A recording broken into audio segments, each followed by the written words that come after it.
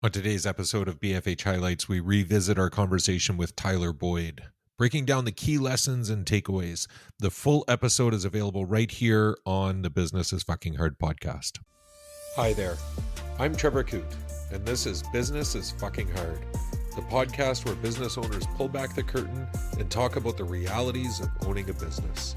We'll hear their stories, learn some lessons, and have some fun along the way. Thanks for joining us. Tyler went from scaling too fast to losing financing and facing public embarrassment. Yeah, so as I was saying, Trevor, it took me about 8 years to pay everybody off, and hardest time of my life for sure.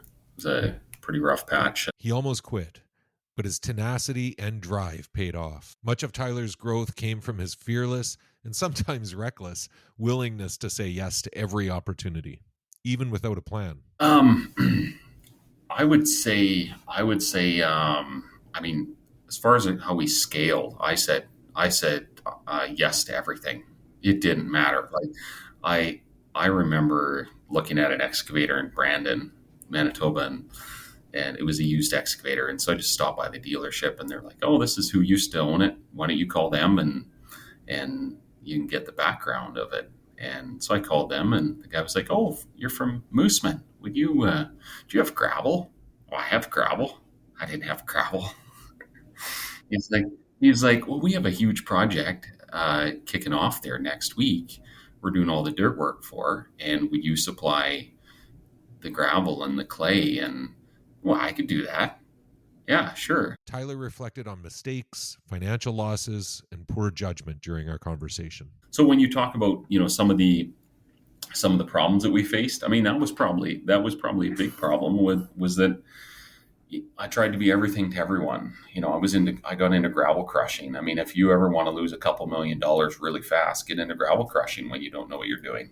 I mean, it's a bad deal. I think really, I have a lot of regrets about my past, just in how naive I was. I must have looked like an idiot, and I know I did, actually. These were painful but powerful lessons for him.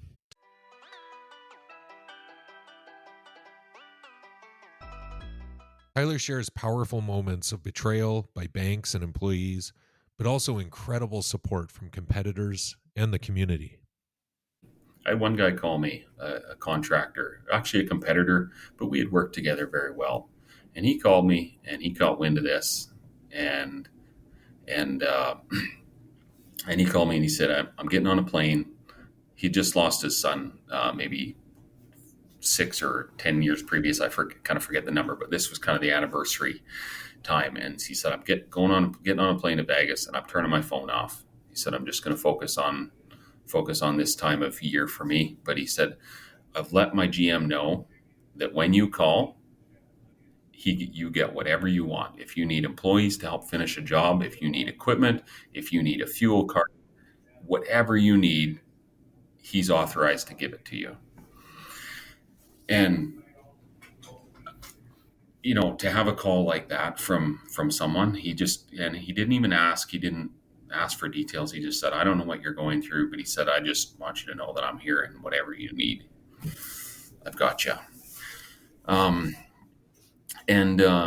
So there were a few cases like that, and fast forward a year and a half, maybe 2 years, we were getting our feet back under us, and I got a call from the salesman for the local Freightliner dealership, and he called me and he said, "Hey," he's like, "I've got a new gravel truck here. I'd like to bring out, so I can get you to try it out." And I'm like, "No, I'm not interested." He's like, "Well, you can get financing. We'll finance you." I'm like, "No, I can't get financing. I have no credit." He's like, "No, I can. You're approved here." I'm like, "Okay, do you know who you're talking to?" Like, I mean, I went down in a pretty public manner here. Like, at this point, I've got, I'm not feeling good at all. Like, everybody did kick me, it felt like. And he said, "No," he said, "I'm telling you, we will finance you. He said, I got a call from the owner today, and he he said, hey, I saw a bunch of these Boyd trucks on the road today.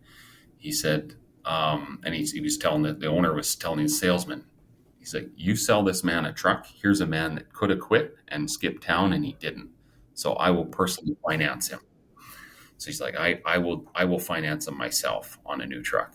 And so we bought that. You have no idea what that felt like to have a upstanding businessman like that um, give you a shot in the shoulder. And man, that was kind of a turning point for me, I think. And so I mean, I buy trucks. We're just wrapping up a deal, buying 3 trucks from them. We buy a ton of trucks from them, and they've been fantastic to this day. We remain very close friends, and This support allowed him to succeed.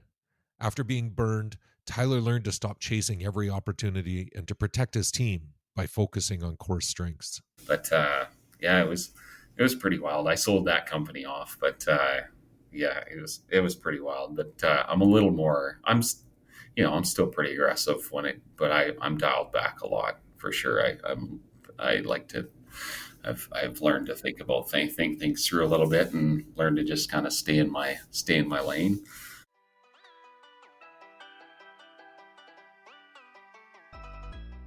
Despite tech advances, Tyler keeps his companies rooted in personal relationships, trust, and people first decision making. We are trying to use technology a bit more. I have no interest in AI whatsoever, though. I just, it's a people business, and while that'll work for companies like Walmart and other things like that, for our business, I mean, people want to talk to somebody. I know if I call somewhere and I get a recording, I mean, unless I really need their service, I'll phone someone that actually picks up the phone and I'm talking to somebody.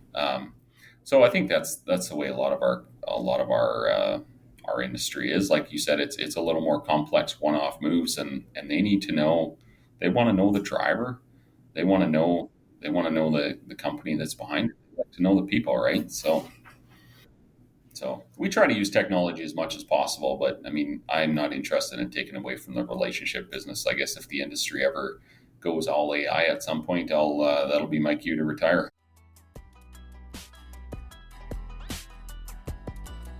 Tyler opens up about the psychological toll of failure, bullying, and feeling alone, and how that led him to coach struggling entrepreneurs. So one of the things that I do is I coach kind of entrepreneurs on the side, people that are down and out, people that are going through what I went through, because I don't feel that, again, nobody talks about this, right? So I felt I had nobody to talk to.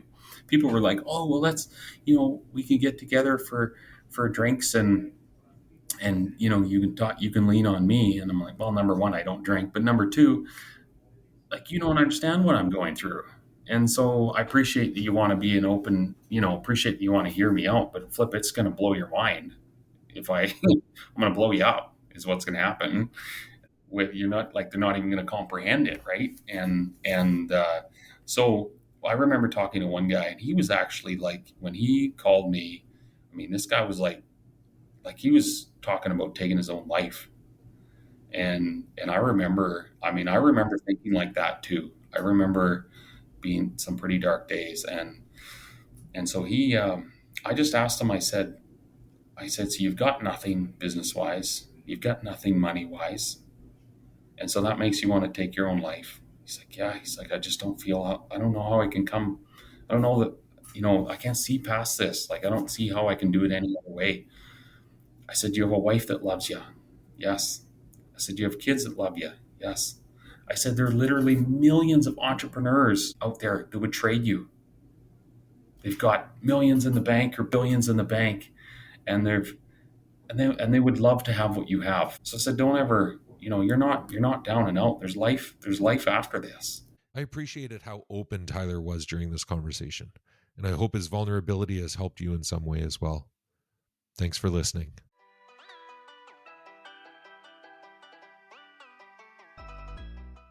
Thank you for listening to this episode of BFH Highlights. Please remember that this show is meant to create community and share ideas in the business world. For advice specific to your business, talk to an expert in your industry.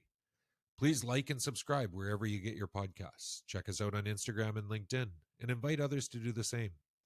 This episode was hosted by me, Trevor Koot, and produced and edited by Alex Harris. Thanks for tuning in, and talk to you next time.